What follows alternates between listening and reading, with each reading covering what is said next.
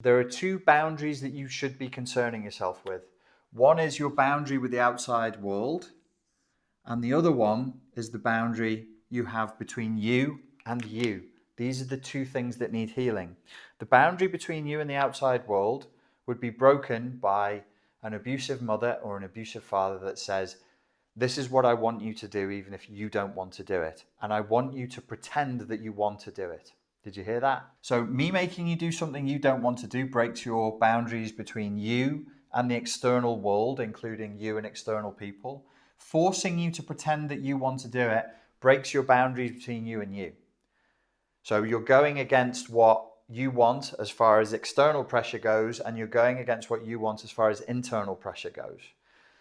This has a double boundary break effect. Over time, you lose an ability to say no. You lose an ability to say, that's what he wants, but it's not what I want, so I'm not going to do it. You lose an ability to distinguish between, well, I feel betrayed, but that doesn't necessarily mean I am betrayed.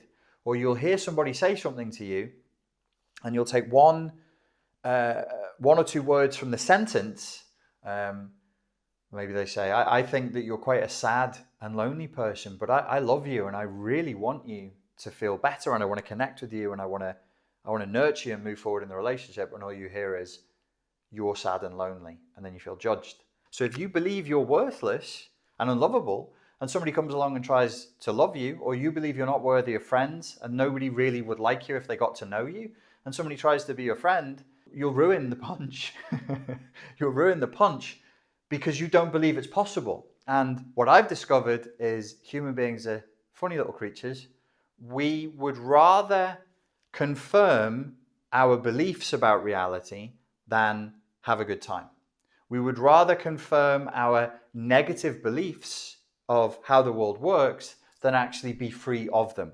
We choose the positive confirmation of nasty beliefs about ourselves and others over the possibility of transcending those beliefs and enjoying the concurrent freedom and joy and happiness and peace that would come with that.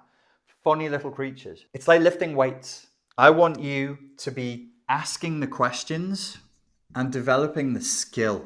I don't want you clinging to dogma.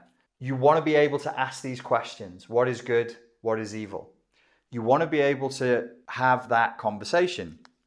Who are you having the conversation with? I want you to develop the skill of talking to yourself, because I think that this is a cornerstone of sanity and self-protection.